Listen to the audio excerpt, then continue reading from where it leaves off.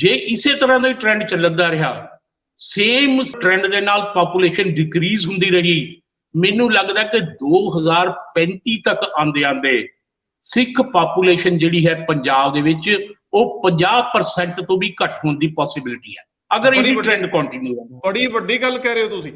ਪੰਜਾਬ ਦੇ ਵਿੱਚ ਸਿੱਖ ਘੱਟ ਗਿਣਤੀ 'ਚ ਚਲੇ ਜਾਣਗੇ। 2035 ਤੱਕ ਪੰਜਾਬ ਦੇ ਵਿੱਚ ਸਿੱਖ ਘੱਟ ਗਿਣਤੀ 'ਚ ਜਾਣ ਦਾ ਖਦਸ਼ਾ ਬਣਿਆ ਹੋਇਆ। ਖਦਸ਼ਾ ਬਣਿਆ ਹੋਇਆ। ਅਗਰ ਇਹੀ ਟ੍ਰੈਂਡ ਕੰਟੀਨਿਊ ਰਹਿੰਦਾ ਜੋ ਹੁਣ ਟ੍ਰੈਂਡ ਹੈ ਜੀ, ਆਪਾਂ ਗੱਲ ਕਰ ਰਹੇ ਹਾਂ ਡੇਟੇ ਦੇ ਬੇਸ ਤੇ ਜੋ ਟ੍ਰੈਂਡ ਹੈ ਜੀ ਕਿ 20 ਸਾਲਾਂ ਦੇ ਵਿੱਚ 62.95 ਤੋਂ 57.59 ਤੇ ਆ ਗਿਆ। ਇਹਦਾ ਮਤਲਬ ਦੂਜੇ ਬੰਨੇ 5.26% ਪਾਪੂਲੇਸ਼ਨ ਘਟ ਗਈ। ਲੇਕਿਨ ਦੂਜੇ ਬੰਨੇ ਸਮਾਨ ਅੰਤਰ ਸ਼ਡਿਊਲ ਕਾਸਟ 10 ਸਾਲ ਦੇ ਵਿੱਚ 28 ਤੋਂ 31 ਪੁਆਇੰਟ ਕੁਝ ਤੱਕ ਚਲੇ ਜਾਂਦੇ ਆ। ਸਵਾਗਤ, ਮੈਂ ਹਰਜਿੰਦਰ ਸਿੰਘ ਰੰਧਾਵਾ, ਤੁਸੀਂ ਦੇਖ ਰਹੇ ਹੋ ਪੰਜਾਬ ਟੈਲੀਵਿਜ਼ਨ ਔਰ ਮੇਰੇ ਨਾਲ ਨੇ ਡਾਕਟਰ ਜਮਸ਼ੀਦ ਅਲੀ ਖਾਨ, ਪੰਜਾਬੀ ਯੂਨੀਵਰਸਿਟੀ ਪਟਿਆਲਾ ਤੋਂ ਸਾਬਕਾ dean. Professor Sahib, welcome. Thank you sir, ਬਹੁਤ ਬਹੁਤ ਸ਼ੁਕਰੀਆ ਰੰਧਾਵਾ ਸਾਹਿਬ। ਡਾਕਟਰ ਸਾਹਿਬ, ਮੈਂ ਪੰਜਾਬ ਨੂੰ ਸਮਝਣ ਲੱਗਿਆ ਤੁਹਾਡੇ ਨਜ਼ਰੀਏ ਤੋਂ ਤਾਂ ਮੈਨੂੰ ਇੰਝ ਲੱਗਿਆ ਜਿੱਦਾਂ ਮੇਰਾ ਚਸ਼ਮਾ ਪੂਰੇ ਦਾ ਪੂਰਾ ਬਦਲ ਗਿਆ ਹੁੰਦਾ। ਅਸੀਂ ਭਾਵੇਂ ਜਿਨ੍ਹਾਂ ਸਿਆਸਤਾਂ ਦਾ ਰੋਜ਼ ਜ਼ਿਕਰ ਕਰਦੇ ਆ ਉਹ ਖੜੋਤ 'ਚ ਨੇ, ਖੜੋਤੇ ਪਾਣੀਆਂ ਵਰਗੀਆਂ ਨੇ, ਪਰ ਪੰਜਾਬ ਬੁਰੀ ਤਰ੍ਹਾਂ ਬਦਲ ਗਿਆ। ਡੈਮੋਗ੍ਰਾਫਿਕਲੀ ਦੇਖਣਾ ਹੋਵੇ ਤੇ ਇਹ ਕਦੇ ਸਿੱਖ ਬਹੁ ਗਿਣਤੀ ਰਾਜ ਅੱਜ ਸਿੱਖਾਂ ਦੀ ਗਿਣਤੀ ਪੱਖੋਂ ਊਣਾ ਹੋ ਰਿਹਾ। ਅੱਜ ਪਿੰਡਾਂ 'ਚ ਵੱਸਦਾ ਪੰਜਾਬ ਮਾਈਗ੍ਰੇਟ ਹੋ ਕੇ ਸ਼ਹਿਰ ਵੱਲ ਵੱਧ ਰਿਹਾ। ਜਿਹੜੇ ਵਿਧਾਨ ਸਭਾ ਹਲਕੇ ਬਹੁਤ ਵੱਡੇ ਸੀ ਉਹ ਛੋਟੇ ਹੋ ਗਏ, ਜਿਹੜੀਆਂ ਰਿਜ਼ਰਵ ਸੀਟਾਂ ਸੀ ਉਹ ਵੱਧ ਗਈਆਂ। ਮਾਲਵੇ ਦੇ ਵਿੱਚ ਸੀਟਾਂ ਦੀ ਗਿਣਤੀ ਵਧੀ, ਮਾਝੇ ਦੁਆਬੇ 'ਚ ਘਟ ਗਈ। ਬਹੁਤ ਸਾਰੇ ਪਹਿਲੂ ਐਸੇ ਨੇ ਜਿਨ੍ਹਾਂ ਦੇ ਵਿੱਚ ਅਸੀਂ ਹਿੰਦੂ ਬਹੁ ਗਿਣਤੀ ਵਾਲੀਆਂ ਸੀਟਾਂ ਦੇ ਉੱਤੇ ਵੀ ਅੰਕੜਿਆਂ ਦੀ ਗੇਮ 'ਚ ਕਈ ਪਹਿਲੂ ਦੇਖ ਸਕਦੇ ਹਾਂ। ਅਕਾਲੀ ਦਲ ਦਾ ਆਧਾਰ ਪੇਂਡੂ ਵੋਟ, ਕਿਸਾਨੀ ਵੋਟ, ਸਿੱਖ ਵੋਟ ਉਹ ਵੀ ਸੁੰਗੜੀ ਆ। ਔਰ ਜੇਕਰ ਹੋਰ ਬਹੁਤ ਸਾਰੇ ਪਹਿਲੂਆਂ ਤੇ ਨਜ਼ਰ ਮਾਰਨੀ ਹੋਵੇ, ਸਭ ਤੋਂ ਪਹਿਲਾਂ ਬਦਲੇ ਪੰਜਾਬ ਦੀ ਤਸਵੀਰ ਸਮਝਣ ਦੀ ਕੋਸ਼ਿਸ਼ ਕਰਦੇ ਹਾਂ ਪ੍ਰੋਫੈਸਰ ਸਾਹਿਬ ਕੋਲੋਂ।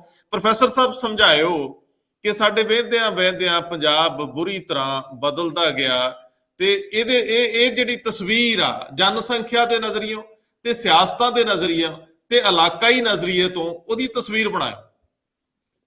ਇਹ ਬਦਲਦੇ ਪੰਜਾਬ ਨੂੰ ਰੰਧਾਵਾ ਸਾਹਿਬ ਦੇਖਣ ਵਾਸਤੇ ਨਾ ਪਹਿਲਾਂ ਥੋੜੀ ਜਿਹੀ ਸਾਨੂੰ ਨਜ਼ਰ ਮਾਰਨੀ ਪੈ ਗਈ ਪੰਜਾਬ ਦੀ ਡੈਮੋਗ੍ਰਾਫੀ ਅਤੇ ਇਹਦੀ ਜਿਓਗ੍ਰਾਫੀ ਤੇ।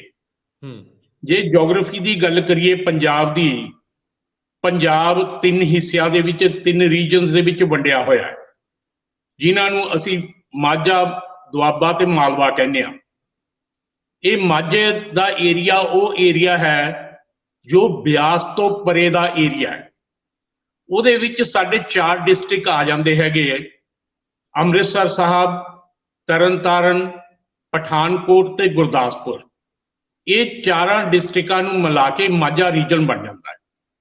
ਉਸ ਤੋਂ ਬਾਅਦ ਦੁਆਬੇ ਦੀ ਗੱਲ ਆਉਂਦੀ ਹੈ, ਜਿਹੜਾ ਬਿਆਸ ਅਤੇ ਸਤਲੁਜ ਦੇ ਦਰਮਿਆਨ ਦਾ ਏਰੀਆ ਹੈ, ਇਹਨੂੰ ਅਸੀਂ ਦੁਆਬਾ ਕਹਿੰਦੇ ਹਾਂ। 2 ਜਿਹੜਾ ਦਰਿਆਵਾਂ ਦੇ ਵਿੱਚ ਵਸਿਆ ਹੋਇਆ ਹੈ। ਇਹਦੇ ਵਿੱਚ ਵੀ 4 ਡਿਸਟ੍ਰਿਕਟ ਆਉਂਦੇ ਹੈਗੇ, ਜਿਵੇਂ ਉਹਦੇ ਵਿੱਚ ਜਲੰਧਰ ਆ ਗਿਆ, ਕਪੂਰਥਲਾ ਆ ਗਿਆ, ਹੁਸ਼ਿਆਰਪੁਰ ਆ ਗਿਆ, ਨਵਾਂ ਸ਼ਹਿਰ ਆ ਗਿਆ।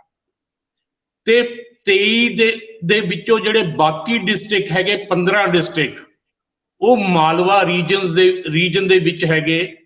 ਔਰ ਮਾਲਵਾ ਰੀਜਨ ਜਿਹੜਾ ਹੈ ਉਹ ਸਤਲੁਜ ਤੋਂ ਉਰੇ ਦਾ ਜਿਹੜਾ ਏਰੀਆ ਹੈ ਉਹਨੂੰ ਅਸੀਂ ਮਾਲਵਾ ਰੀਜਨ ਕਹਿੰਦੇ ਹਾਂ। ਇੱਕ ਇੱਥੇ ਵੀ ਮੈਂ ਗੱਲ ਕਲੀਅਰ ਕਰਨਾ ਚਾਹੁੰਦਾ, ਕਿਉਂਕਿ ਆਮ ਤੌਰ ਤੇ ਲੋਕਾਂ ਦੇ ਵਿੱਚ ਮਿਸਪਰਸੈਪਸ਼ਨ ਬਣੀ ਹੋਈ ਹੈ ਕਿ ਮਹਾਰਾਜਾ ਰਣਜੀਤ ਸਿੰਘ ਦੇ ਰਾਜ ਦੇ ਬਾਰੇ, ਕਿ ਸਾਰੇ ਪੰਜਾਬ ਤੇ ਰਾਜ ਸੀ। ਲੇਕਿਨ ਮਹਾਰਾਜਾ ਰਣਜੀਤ ਸਿੰਘ ਦੀ ਇੱਕ ਅੰਗਰੇਜ਼ਾਂ ਨਾਲ ਸੰਧੀ ਹੋਈ ਸੀ, ਜਿਹਨੂੰ ਸਤਲੁਜ ਦੀ ਸੰਧੀ ਕਹਿੰਦੇ ਸੀ। ਸਤਲੁਜ ਤੋਂ ਉਰੇ ਕਦੇ ਰਣਜੀਤ ਸਿੰਘ ਦਾ ਰਾਜ ਨਹੀਂ ਰਿਹਾ, ਮਹਾਰਾਜਾ ਰਣਜੀਤ ਸਿੰਘ ਦਾ। ਇਹ ਜਿਹੜਾ ਮਾਲਵਾ ਏਰੀਆ ਹੈ ਉਸ ਟਾਈਮ ਵੀ ਅੰਗਰੇਜ਼ਾਂ ਦੇ ਅਧੀਨ ਸੀ। ਹੁਣ ਅਸੀਂ 3 ਰੀਜਨਸ ਦੀ ਗੱਲ ਕਰੀਏ ਕਿ ਇਹਨਾਂ ਦਾ ਸਾਈਜ਼ ਕੀ ਹੈ, ਇਹਨਾਂ ਦੀ ਪਾਪੂਲੇਸ਼ਨ ਕੀ ਹੈ, ਤਾਂ ਕਿ ਆਪਾਂ ਅੱਗੇ ਵੱਧ ਸਕੀਏ। ਇਹਨਾਂ 3 ਰੀਜਨਸ ਦੇ ਵਿੱਚੋਂ ਮਾਲਵਾ ਰੀਜਨ ਸਭ ਤੋਂ ਵੱਡਾ ਰੀਜਨ ਹੈ। 65% ਜਿਹੜਾ ਪੰਜਾਬ ਦਾ ਏਰੀਆ, 65.11%, ਇਹ ਜਿਹੜਾ ਹੈਗਾ ਮਾਲਵਾ ਰੀਜਨ ਦੇ ਵਿੱਚ ਹੈ। ਦੂਸਰਾ ਆਂਦਾ ਹੈਗਾ ਦੁਆਬਾ ਰੀਜਨ, ਉਹਦੇ ਵਿੱਚ 17.72% ਹੈ, ਤੇ ਤੀਸਰਾ ਹੈਗਾ ਮਾਝਾ, ਉਹਦੇ ਵਿੱਚ 17.17 ਹੈ। ਲੇਕਿਨ ਜੇ ਅਸੀਂ ਪਾਪੂਲੇਸ਼ਨ ਦੀ ਗੱਲ ਕਰੀਏ, ਕਿਉਂਕਿ ਮਾਲਵਾ ਸਭ ਤੋਂ ਵੱਡਾ ਰੀਜਨ ਹੈ, ਉਹਦੇ ਵਿੱਚ ਮੈਕਸਿਮਮ ਪਾਪੂਲੇਸ਼ਨ ਪੰਜਾਬ ਦੀ, ਤਕਰੀਬਨ 2/3 ਪਾਪੂਲੇਸ਼ਨ ਪੰਜਾਬ ਦੀ ਉਹ ਮਾਲਵੇ ਰੀਜਨ ਦੇ ਵਿੱਚ ਹੈ। ਬਾਕੀ ਜਿਹੜੇ ਦੋ ਰੀਜਨ ਹੈਗੇ, ਜੇ ਉਹਨਾਂ ਦੀ ਪਾਪੂਲੇਸ਼ਨ ਦੀ ਗੱਲ ਕਰੀਏ, ਭਾਵੇਂ ਦੁਆਬਾ ਏਰੀਏ ਦੇ ਵਿੱਚ ਮਾਝੇ ਨਾਲੋਂ ਜ਼ਿਆਦਾ ਹੈ, ਵੱਡਾ ਹੈ, ਲੇਕਿਨ ਜਿਹੜੀ ਪਾਪੂਲੇਸ਼ਨ ਹੈ ਉਹ ਮਾਝੇ ਦੇ ਵਿੱਚ ਜ਼ਿਆਦਾ ਹੈ, ਦੁਆਬੇ ਦੇ ਵਿੱਚ ਘੱਟ ਹੈ।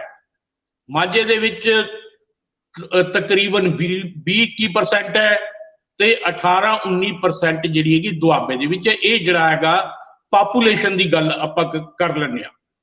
ਉਸ ਤੋਂ ਬਾਅਦ ਹੁਣ ਜੇ ਆਪਾਂ ਅਸੈਂਬਲੀ ਦੀ ਗੱਲ ਕਰੀਏ, ਅਸੈਂਬਲੀ ਸੀਟਾਂ ਦੀ 117 ਟੋਟਲ ਸੀਟਾਂ ਹੈਗੀਆਂ ਪੰਜਾਬ ਦੇ ਵਿੱਚ, ਕਿਉਂਕਿ ਹੁਣ ਇਲੈਕਸ਼ਨ ਹੋਣ ਜਾ ਰਹੀਆਂ, ਇਸ ਕਰਕੇ ਇਹ ਵੀ ਗੱਲਾਂ ਸਾਡੇ ਸਰੋਤਿਆਂ ਨੂੰ ਕਲੀਅਰ ਹੋਣੀਆਂ ਚਾਹੀਦੀਆਂ ਹੈਗੀਆਂ। ਜੀ ਜੀ 117 ਦੇ ਵਿੱਚੋਂ ਜਿਹੜੀਆਂ 69 ਸੀਟਾਂ ਹੈਗੀਆਂ, ਤਕਰੀਬਨ 2/3 ਹੋ ਗਈਆਂ।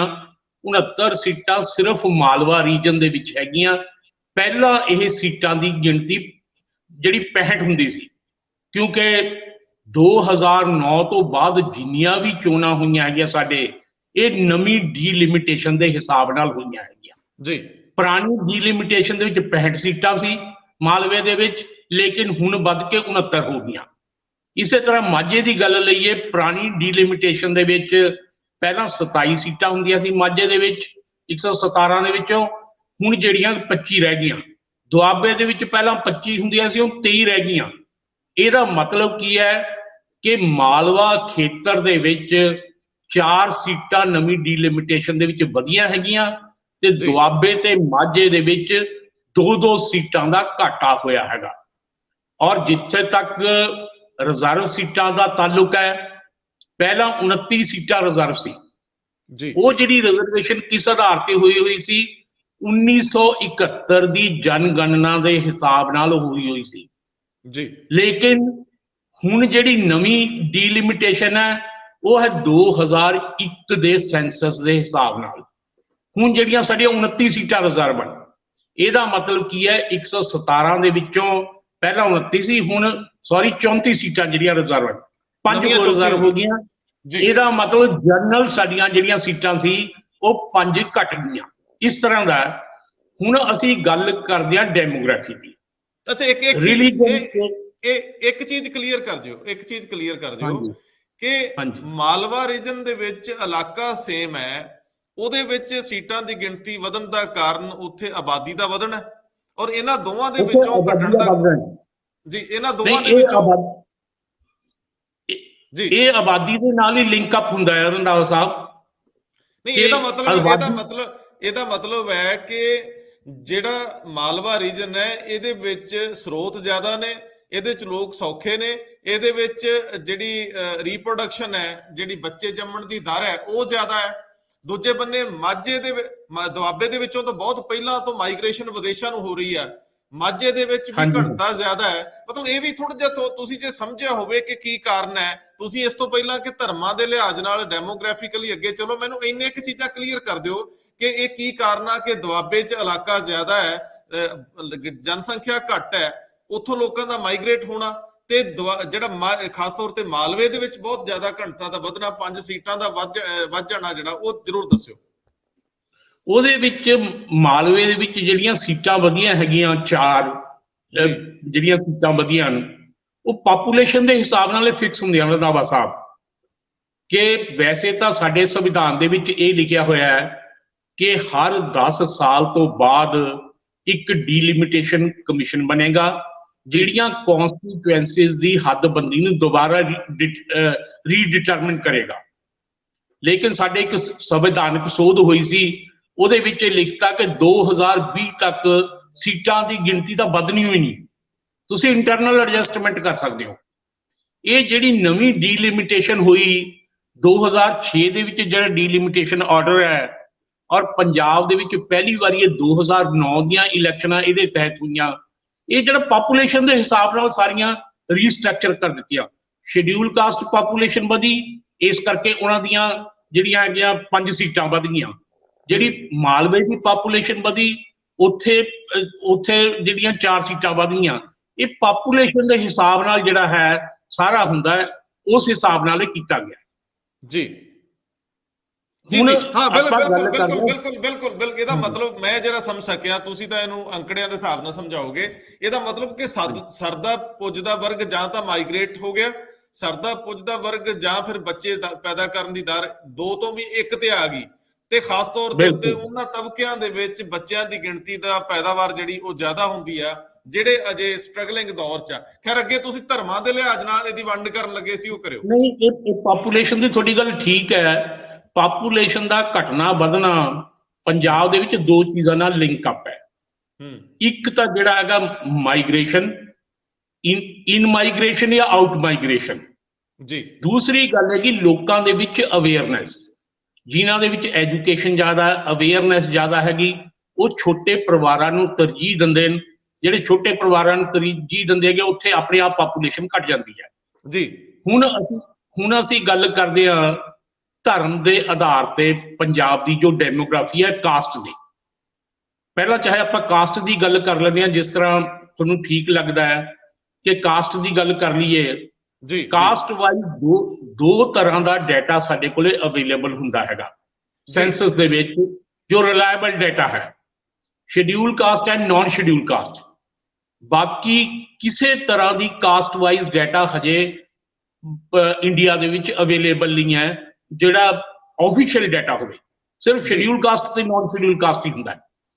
ਪੰਜਾਬ ਦੀ ਜੇ ਅਸੀਂ ਪਾਪੂਲੇਸ਼ਨ ਦਾ ਸ਼ੁਰੂ ਤੋਂ ਦੇਖੀਏ ਅਖੀਰ ਤੱਕ, 1971 ਦੇ ਸੈਂਸਸ ਦੇ ਹਿਸਾਬ ਨਾਲ 25% ਸ਼ਡਿਊਲ ਕਾਸਟ ਪਾਪੂਲੇਸ਼ਨ ਸੀ out of total schedule caste population of the state ਜੀ। ਉਸ ਤੋਂ ਬਾਅਦ ਅਸੀਂ ਗੱਲ ਕਰੀਏ 2001 ਦੀ, 2001 ਦੇ ਵਿੱਚ 28.39% ਸ਼ਡਿਊਲ ਕਾਸਟ ਪਾਪੂਲੇਸ਼ਨ ਸੀ ਜੀ। ਇਹ ਜਿਹੜੀ ਵੱਧ ਕੇ ਹੋ ਗਈ ਇਸ ਟਾਈਮ 31.94%।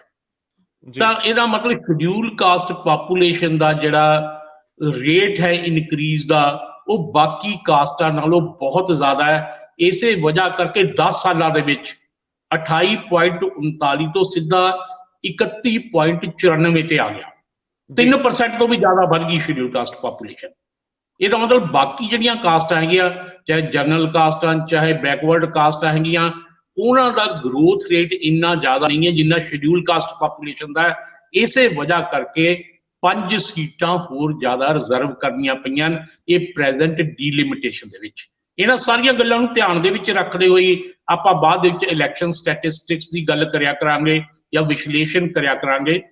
ਇੱਕ ਹੋਰ ਜਿਹੜਾ ਬਹੁਤ ਇੰਪੋਰਟੈਂਟ ਮੁੱਦਾ ਹੈ ਜੀ, ਜੋ ਪਤਾ ਨਹੀਂ ਕਿਉਂ ਜਿਹੜੇ ਸਿੱਖ ਬੁੱਧੀਜੀਵੀ ਹੈਗੇ ਜਾਂ ਜੋ ਚੇਤਨ ਲੋਕ ਹੈਗੇ, ਉਹਨਾਂ ਦੇ ਮਾਈਂਡ ਦੇ ਵਿੱਚ ਇਹ ਮੁੱਦਾ ਕਿਉਂ ਨਹੀਂ ਆਇਆ ਕਿ ਸਿੱਖ ਪਾਪੂਲੇਸ਼ਨ ਦੀ, ਜੋ ਸਿੱਖ ਕਮਿਊਨਿਟੀ ਦੀ ਪਾਪੂਲੇਸ਼ਨ ਹੈ, ਉਹ ਪਿਛਲੇ ਸਾਲਾਂ ਦੇ ਵਿੱਚ ਉਹਦੇ ਵਿੱਚ ਬਹੁਤ ਜ਼ਿਆਦਾ ਡਿਕਰੀਜ਼ ਹੋਈ ਹੈ। ਡਿਕਰੀਜ਼ ਕਿੰਨੀ ਹੋ ਗਈ ਮੈਂ ਤੁਹਾਨੂੰ ਦੱਸਦਾ ਕਿ 1991 ਦੇ ਜਿਹੜੇ ਸੈਂਸਸ ਸਾਡੇ ਹੋਏ, ਉਹਦੇ ਵਿੱਚ 62.95% ਸਿੱਖ ਪਾਪੂਲੇਸ਼ਨ ਸੀ out of total population of the state ਜੀ। ਲੇਕਿਨ 2011 ਚ ਆਂਦੇ ਇਹਦਾ ਮਤਲਬ 20 ਸਾਲ ਦੇ ਵਿੱਚ ਹੀ ਜਿਹੜੀ ਹੈ ਇਹ ਹੁਣ 57.69 ਰਹਿ ਗਈ। ਇਹਦਾ ਅਰਥ ਕੀ ਹੋਇਆ ਕਿ 5.26% ਪਾਪੂਲੇਸ਼ਨ 20 ਸਾਲਾਂ ਦੇ ਵਿੱਚ ਘਟ ਗਈ। ਇਸ ਟਾਈਮ ਸਿਰਫ 57.69% ਹੈ ਔਰ ਹਜੇ 21 ਦੇ ਸੈਂਸਸ ਦਾ ਡਾਟਾ ਆਣਾ ਹੈ। ਮੈਨੂੰ ਇਹ ਖਦਸ਼ਾ, ਜੇ ਇਸੇ ਤਰ੍ਹਾਂ ਦਾ ਟ੍ਰੈਂਡ ਚੱਲਦਾ ਰਿਹਾ, ਸੇਮ ਮਤਲਬ ਟ੍ਰੈਂਡ ਦੇ ਨਾਲ ਪਾਪੂਲੇਸ਼ਨ ਡਿਕਰੀਜ਼ ਹੁੰਦੀ ਰਹੀ, ਮੈਨੂੰ ਲੱਗਦਾ ਕਿ 2035 ਤੱਕ ਆਂਦੇ ਸਿੱਖ ਪਾਪੂਲੇਸ਼ਨ ਜਿਹੜੀ ਹੈ ਪੰਜਾਬ ਦੇ ਵਿੱਚ ਉਹ 50% ਤੋਂ ਵੀ ਘੱਟ ਹੋਣ ਦੀ ਪੋਸਿਬਿਲਿਟੀ ਹੈ ਅਗਰ ਇਹ ਟ੍ਰੈਂਡ ਕੰਟੀਨਿਊ ਹੈ। ਬੜੀ ਵੱਡੀ ਗੱਲ ਕਹਿ ਰਹੇ ਹੋ ਤੁਸੀਂ। ਪੰਜਾਬ ਦੇ ਵਿੱਚ ਸਿੱਖ ਘੱਟ ਗਿਣਤੀ 'ਚ ਚਲੇ ਜਾਣਗੇ। 2035 ਤੱਕ ਪੰਜਾਬ ਦੇ ਵਿੱਚ ਸਿੱਖ ਘੱਟ ਗਿਣਤੀ 'ਚ ਜਾਣ ਦਾ ਖਦਸ਼ਾ ਬਣਿਆ ਹੋਇਆ। ਅਗਰ ਇਹੀ ਟ੍ਰੈਂਡ ਕੰਟੀਨਿਊ ਰਹਿੰਦਾ ਜੋ ਹੁਣ ਟ੍ਰੈਂਡ ਹੈ ਜੀ, ਆਪਾਂ ਗੱਲ ਕਰ ਰਹੇ ਹਾਂ ਡਾਟੇ ਦੇ ਬੇਸ ਤੇ ਜੋ ਟ੍ਰੈਂਡ ਹੈ, ਜੀ ਕਿ 20 ਸਾਲਾਂ ਦੇ ਵਿੱਚ ਜਿਹੜਾ ਹੈਗਾ 62.95 ਤੋਂ 57.59 ਤੇ ਆ ਗਿਆ। ਔਰ ਦੂਜੇ ਇਹਦਾ ਬੰਨੇ ਮਤਲਬ ਦੂਜੇ ਬੰਨੇ ਸਰ 5.26% ਪਾਪੂਲੇਸ਼ਨ ਘਟ ਗਈ। ਲੇਕਿਨ ਦੂਜੇ ਬੰਨੇ ਸਮਾਨ ਅੰਤਰ ਸ਼ਡਿਊਲ ਕਾਸਟ 10 ਸਾਲ ਦੇ ਵਿੱਚ 28 ਤੋਂ 31 ਪੁਆਇੰਟ ਕੁਝ ਤੱਕ ਚਲੇ ਜਾਂਦੇ ਆ 10 ਸਾਲਾਂ ਦੇ ਵਿੱਚ। ਮਤਲਬ ਇੱਕ ਪੂਰੀ ਪੀੜ੍ਹੀ ਵੀ ਨਹੀਂ ਬਦਲਦੀ। 15 ਤੋਂ 20 ਸਾਲ ਦੇ ਵਿੱਚ ਪੀੜ੍ਹੀ ਪਰਿਵਰਤਨ ਹੁੰਦਾ, ਪੀੜ੍ਹੀ ਬਦਲਦੀ ਆ। ਇਹਦਾ ਮਤਲਬ ਜਨਰੇਸ਼ਨ ਬਦਲਣ ਤੋਂ ਪਹਿਲਾਂ ਹੀ 3 ਤੋਂ 4% ਸ਼ਡਿਊਲ ਕਾਸਟ ਵਿੱਚ ਵਾਧਾ ਹੁੰਦਾ ਤੇ ਇੱਧਰ 20 ਸਾਲਾਂ ਦੇ ਵਿੱਚ ਸਿੱਖ ਕਮਿਊਨਿਟੀ ਲਗਭਗ 5% ਤੋਂ ਜ਼ਿਆਦਾ ਡਿਕਰੀਜ਼ ਹੋ ਜਾਂਦੀ ਆ। ਇਹ ਬੜਾ ਖਤਰਨਾਕ ਟ੍ਰੈਂਡ ਆ ਜੀ। ਔਰ ਇਹਦੀ ਜਿਹੜੀ ਪੋਲੀਟੀਕਲ ਇੰਪਲੀਕੇਸ਼ਨਸ ਬੜੀਆਂ ਜ਼ਬਰਦਸਤ ਹੋਣੀਆਂ ਹੈਗੀਆਂ, ਕਿਉਂਕਿ ਹਜੇ ਤੱਕ ਆਪਾਂ ਨੂੰ ਪਤਾ ਹੈ ਇੰਡੀਆ ਦੇ ਵਿੱਚ ਇੱਕੋ ਇੱਕ ਸੂਬਾ ਹੈ ਜਿਹੜਾ ਸਿੱਖ ਡੋਮੀਨੇਟਡ ਸਟੇਟ ਹੈ ਇੰਡੀਆ, ਟੋਟਲ ਇੰਡੀਆ ਦੇ ਵਿੱਚ। ਬਿਲਕੁਲ ਅਗਰ ਉਹਦੇ ਵਿੱਚ ਵੀ 50% ਤੋਂ ਘੱਟ ਪਾਪੂਲੇਸ਼ਨ ਰਹਿ ਜਾਂਦੀ ਹੈ, ਇਹੀ ਟ੍ਰੈਂਡ ਜੇ ਰਹਿੰਦਾ ਹੈ, ਤਾਂ ਇਹਦੇ ਬੜੇ ਅਲਾਰਮਿੰਗ ਰਿਜ਼ਲਟ ਹੋਣਗੇ। ਇਹਦੀ ਤਰਫ ਸਾਰੇ ਮਤਲਬ ਜਿਹੜੇ ਸਿੱਖ ਜਗਤ ਹੈ ਉਹਨੂੰ ਸੋਚਣਾ ਚਾਹੀਦਾ ਹੈ ਕਿ ਇਹਦੇ ਬਾਰੇ। ਇਹਦੇ ਚ ਮੁੱਖ ਰੀਜ਼ਨ ਜਿਹੜੇ ਕਿ ਆਪਾਂ ਨੂੰ ਪਤਾ ਕੀ ਹੈ, ਆਊਟਰ ਮਾਈਗ੍ਰੇਸ਼ਨ ਦਾ ਹੈ। ਕਿ ਜੇ ਆਪਾਂ ਮੇਜਰ 3 ਕਮਿਊਨਿਟੀਜ਼ ਦੀ ਗੱਲ ਕਰੀਏ ਨਾ, ਸਿੱਖ, ਹਿੰਦੂ ਐਂਡ ਮੁਸਲਿਮ ਜੀ, ਬਾਕੀ ਜਿਹੜੀਆਂ 2 ਕਮਿਊਨਿਟੀਜ਼ ਹੈਗੀਆਂ ਉਹਨਾਂ ਦੀ ਇਨਰ ਮਾਈਗ੍ਰੇਸ਼ਨ ਹੋਈ ਹੈ ਜੀ। ਪੰਜਾਬ ਦੇ ਵਿੱਚ ਬਹੁਤ ਸਾਰੇ ਲੋਕ ਬਾਹਰਲੇ ਸੂਬਿਆਂ ਤੋਂ ਆ ਕੇ ਪੰਜਾਬ ਦੇ ਵਿੱਚ ਵਸੇ ਹੈਗੇ। ਔਰ ਸਿੱਖਾਂ ਦੇ ਕੇਸ ਦੇ ਵਿੱਚ ਉਲਟ ਹੋਇਆ ਸਿੱਖ ਕਮਿਊਨਿਟੀ ਦੇ, ਕਿ ਸਿੱਖ ਕਮਿਊਨਿਟੀ ਦੀ ਆਊਟਰ ਮਾਈਗ੍ਰੇਸ਼ਨ ਬਹੁਤ ਜ਼ਿਆਦਾ ਹੈ। ਬਾਹਰੋਂ ਤਾਂ ਕੋਈ ਸਿੱਖ ਆਇਆ ਹੀ ਨਹੀਂ, ਨਾ ਜੰਮੂ ਕਸ਼ਮੀਰ ਤੋਂ ਆਇਆ, ਨਾ ਹਰਿਆਣੇ ਤੋਂ ਆਇਆ, ਨਾ ਦਿੱਲੀ ਤੋਂ ਆਇਆ, ਨਾ ਕਿਧਰੋਂ ਨਹੀਂ ਆਇਆ। ਉੱਥੇ ਹੀ ਆਪਣੇ ਖੁਸ਼ ਹੈਗੇ, ਖੁਸ਼ਹਾਲ ਹੈਗੇ, ਬਹੁਤ ਅੱਛੀ ਗੱਲ ਹੈ।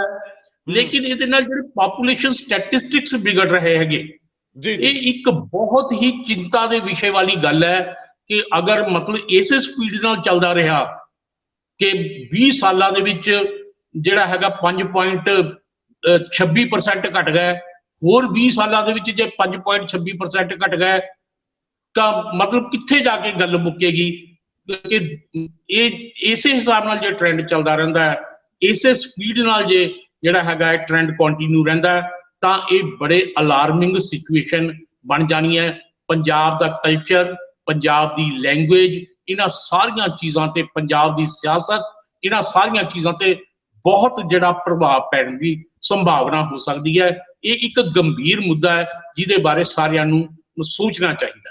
ਇਹ ਪ੍ਰੋਫੈਸਰ ਸਾਹਿਬ, ਤੁਸੀਂ ਵਾਕਈ ਲੂੰ ਕੰਡੇ ਖੜੇ ਕਰਨ ਵਾਲੀ ਸਥਿਤੀ ਦੱਸੀ ਆ ਔਰ ਬੜੀ ਅਲਾਰਮਿੰਗ ਹੈ, ਬੜੀ ਚਿੰਤਾਜਨਕ ਹੈ, ਇਹ ਬੜੀ ਚੈਲੰਜਿੰਗ ਆ। ਮੈਂ ਅੱਜ ਅਕਾਲ ਤਖਤ ਸਾਹਿਬ ਦੇ ਜਥੇਦਾਰ ਨੂੰ ਕਹਿਣਾ ਚਾਹੂੰਗਾ, ਜੇ ਉਹ ਸੁਣਦੇ ਹੋਣ, ਮੈਨੂੰ ਪਤਾ ਹੈ ਕਿ ਉਹ ਸਾਨੂੰ ਸੁਣ ਲੈਂਦੇ ਆ ਗਾਹੇ ਬਗਾਹੇ, ਮੈਂ ਪ੍ਰਧਾਨ ਸ਼੍ਰੋਮਣੀ ਗੁਰਦੁਆਰਾ ਪ੍ਰਬੰਧਕ ਕਮੇਟੀ ਦੇ ਧਿਆਨ 'ਚ ਵੀ ਲਿਆਉਣਾ ਚਾਹੂੰਗਾ ਔਰ ਸਾਰੀਆਂ ਸਿੱਖ ਸੰਸਥਾਵਾਂ ਉਹ ਇਸ ਪਾਸੇ ਤਵੱਜੋ ਦੇਣ।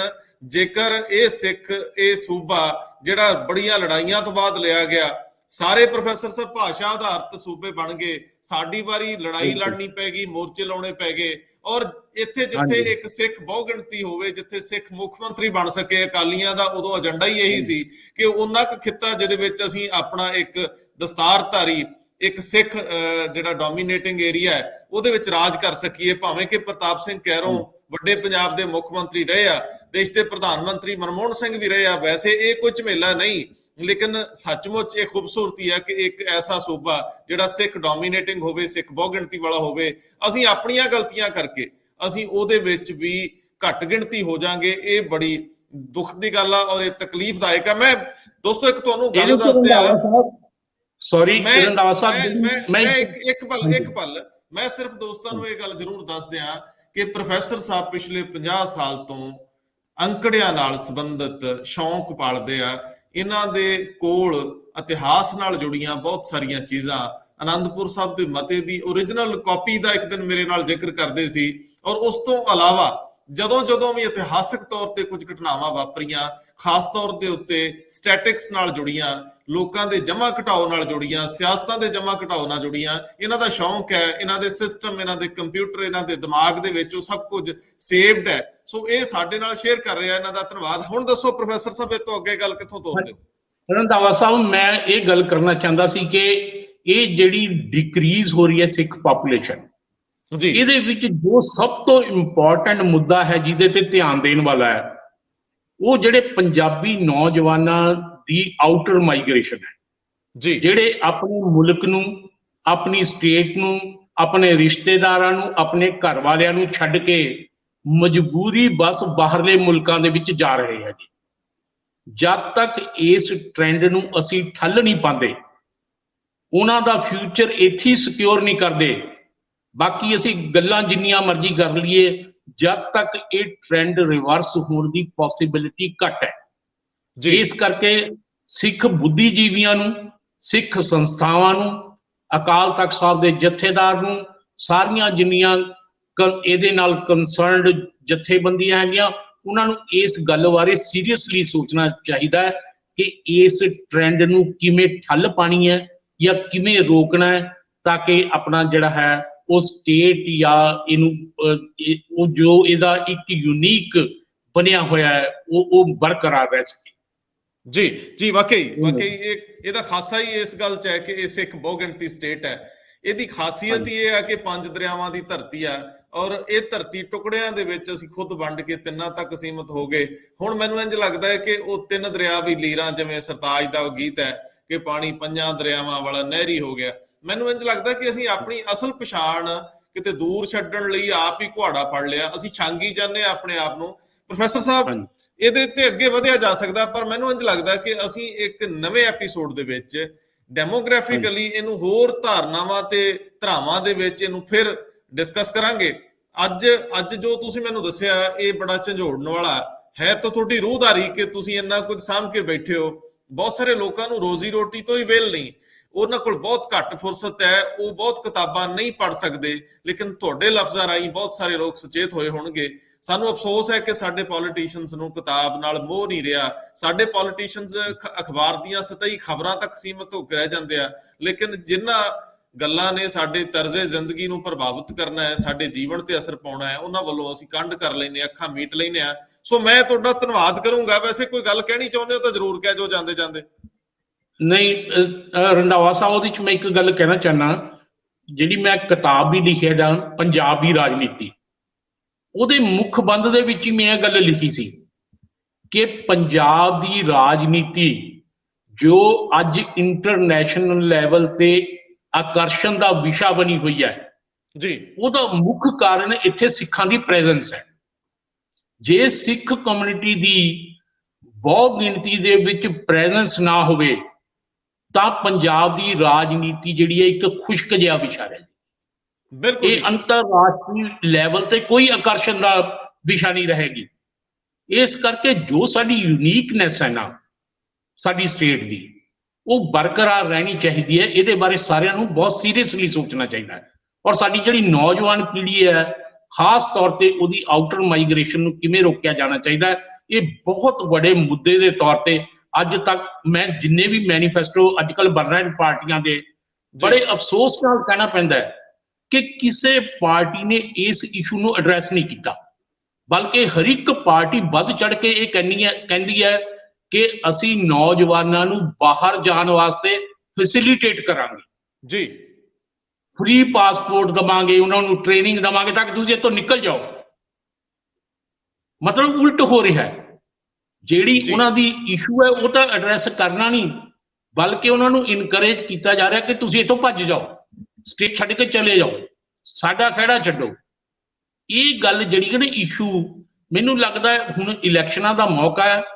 ਇਲੈਕਸ਼ਨ ਜਿਹੜੇ ਮੈਨੀਫੈਸਟੋ ਹੈਗੇ ਪਾਰਟੀਆਂ ਦੇ, ਇਹਨਾਂ ਦੇ ਵਿੱਚ ਵੀ ਇਹ ਬਹੁਤ ਵੱਡਾ ਮੁੱਦਾ ਬਣਨਾ ਚਾਹੀਦਾ ਹੈ ਕਿ ਪੰਜਾਬ ਦੀ ਨੌਜਵਾਨੀ ਨੂੰ ਬਾਹਰੋਂ ਜਾਣ ਵਾਸਤੇ ਕਿਵੇਂ ਰੋਕਿਆ ਜਾ ਸਕਦਾ ਹੈ, ਉਹਨਾਂ ਦੇ ਫਿਊਚਰ ਨੂੰ, ਉਹਨਾਂ ਦਾ ਭਵਿੱਖ ਨੂੰ ਇੱਥੇ ਰਹਿੰਦੇ ਹੋਏ ਕਿਵੇਂ ਸਿਕਿਉਰ ਕੀਤਾ ਜਾ ਸਕਦਾ ਹੈ। ਇਹਦੇ ਬਾਰੇ ਸੀਰੀਅਸ ਡਿਸਕਸ਼ਨ ਹੋਣੀ ਚਾਹੀਦੀ ਹੈ ਤੇ ਇਹ ਮੁੱਦਾ ਬਣਨਾ ਚਾਹੀਦਾ ਹੈ। ਬਿਲਕੁਲ ਬਿਲਕੁਲ ਠੀਕ ਹੈ ਪ੍ਰੋਫੈਸਰ ਸਾਹਿਬ, ਤੁਹਾਡਾ ਸਿੱਧਾ ਇਸ਼ਾਰਾ ਸਰਦਾਰ ਸੁਖਬੀਰ ਸਿੰਘ ਬਾਦਲ ਦੀ ਉਸ ਅਨਾਉਂਸਮੈਂਟ ਵੱਲੋਂ ਆ ਕਿ ਅਸੀਂ ਤੁਹਾਨੂੰ ਫ੍ਰੀ ਕਰਜ਼ਾ ਰਹਿਤ, ਵਿਆਜ ਰਹਿਤ ਕਰਜ਼ਾ ਦੇਵਾਂਗੇ, ਤੁਹਾਨੂੰ ਆਈਲੈਟਸ ਸਹੂਲਤਾਂ ਸਰਕਾਰ ਪ੍ਰਦਾਨ ਕਰੂਗੀ। ਸਰਦਾਰ ਸੁਖਬੀਰ ਸਿੰਘ ਬਾਦਲ ਜੇ ਥੋੜੀਆਂ ਜਿਹੀਆਂ ਅੱਖਾਂ ਖੋਲ ਕੇ ਦੇਖਣ ਤਾਂ ਉਹਨਾਂ ਦੇ ਪੁਰਖਿਆਂ ਵੱਲੋਂ 2 ਪੀੜ੍ਹੀਆਂ ਪਹਿਲਾਂ ਦੇ ਅਕਾਲੀਆਂ ਨੇ, 1 ਪੀੜ੍ਹੀ ਪਹਿਲੋਂ ਦੇ ਅਕਾਲੀਆਂ ਨੇ 1966 ਤੋਂ ਪਹਿਲਾਂ ਪੰਜਾਬੀ ਮੋਰਚੇ ਦੇ ਸੂਬੇ ਮੋਰਚੇ ਦੇ ਵਿੱਚ ਬਹੁਤ ਸਾਰੀਆਂ ਕੁਰਬਾਨੀਆਂ ਦਿੱਤੀਆਂ, ਜੇਲ੍ਹੀਂ ਗਏ। ਜੱਸੋਵਾਲ ਸਾਹਿਬ ਕਹਿੰਦੇ ਕਹਿੰਦੇ ਫੌਤ ਹੋ ਗਏ, ਸਰਦਾਰ ਜਗਦੇਵ ਸਿੰਘ ਜੱਸੋਵਾਲ ਸਵਰਗੀ ਕਹਿੰਦੇ ਕਹਿੰਦੇ ਫੌਤ ਹੋ ਗਏ ਕਿ ਜਦ ਜਿਹੜਾ ਮੈਨੂੰ ਜੁਰਮਾਨਾ ਹੋਇਆ ਸੀ ਧਰਮਯੁੱਧ ਮੋਰਚੇ ਵਾਲਾ, ਉਹ ਤਾਂ ਸਰਕਾਰ ਮਾਫ ਕਰੇ, ਮੈਂ ਤਾਂ ਇਹੀ ਦਰਦ ਲੈ ਕੇ ਚੱਲ ਜਾਣਾ ਕਿ ਮੈਂ ਜੇਲ੍ਹਾਂ ਦੇ ਵਿੱਚ ਗਿਆ ਤੇ ਜੁਰਮਾਨੇ ਲੈ ਕੇ ਮਰਨ ਲੱਗਿਆ। ਸਰਦਾਰ ਸੁਖਬੀਰ ਸਿੰਘ ਬਾਦਲ ਆਪਣੇ ਪੁਰਖਿਆਂ ਦੀਆਂ ਘਾਲ ਕਮਾਈਆਂ ਵੱਲ ਧਿਆਨ ਦੇਣ ਤੇ ਸਾਹਮਣੇ 에ਅਰਪੋਰਟਾਂ ਦੇ ਸਾਹਮਣੇ ਸਾਡੇ ਪੋਲੀਟੀਕਲ ਲੋਕ ਆਪਣੇ ਲੋਕਾਂ ਨੂੰ, ਬੱਚਿਆਂ ਨੂੰ ਰੋਕਣ ਲਈ ਖੜਨ, ਇੱਥੇ ਉਹਨਾਂ ਦੀ ਸਹੂਲਤਾਂ ਦਾ ਪ੍ਰਬੰਧ ਕਰਨ, ਨੌਕਰੀਆਂ, ਰੁਜ਼ਗਾਰ ਸਭ। ਲੇਕਿਨ ਮੈਨੂੰ ਲੱਗਦਾ ਅਫਸੋਸ ਉਹਨਾਂ ਕੋਲ ਇਹ ਨਾ ਤਾਂ ਸਮਾਂ ਹੈ, ਨਾ ਉਹਨਾਂ ਦੀ ਤਰਜੀਹ ਹੈ। ਸਾਨੂੰ ਐਵੇਂ ਹੀ ਆਪਣੇ ਆਪ ਨੂੰ ਅੱਗੇ ਵਧਣਾ ਪੈਣਾ ਹੈ ਤੇ ਖਾਸ ਤੌਰ ਤੇ ਹਰੇਕ ਪੰਜਾਬੀ ਨੂੰ ਉੱਠਣਾ ਪਊਗਾ।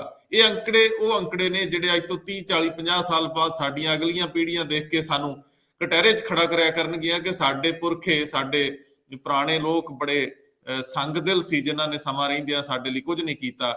ਅਸੀਂ ਜਿਵੇਂ ਆਪਣੇ ਪੁਰਖਿਆਂ ਨੂੰ ਆਜ਼ਾਦੀ ਲਈ, ਹੋਰ ਬਹੁਤ ਸਾਰੀਆਂ ਬੇਸ਼ੁਮਾਰ ਸਹੂਲਤਾਂ ਲਈ ਉਹਨਾਂ ਦੇ ਗੁਣ ਗਾਉਂਦੇ ਆ, ਤੇ ਸਾਡੇ ਬੱਚੇ ਸਾਡੇ ਲਈ ਬਹੁਤ ਮਾੜੇ ਸ਼ਬਦਾਂ ਦੀ ਵਰਤੋਂ ਕਰਿਆ ਕਰਨਗੇ। ਬਹੁਤ ਮਿਹਰਬਾਨੀ, ਬਹੁਤ ਧੰਨਵਾਦ। ਥੈਂਕ ਯੂ ਜੀ, ਬਹੁਤ ਬਹੁਤ ਸ਼ੁਕਰੀਆ।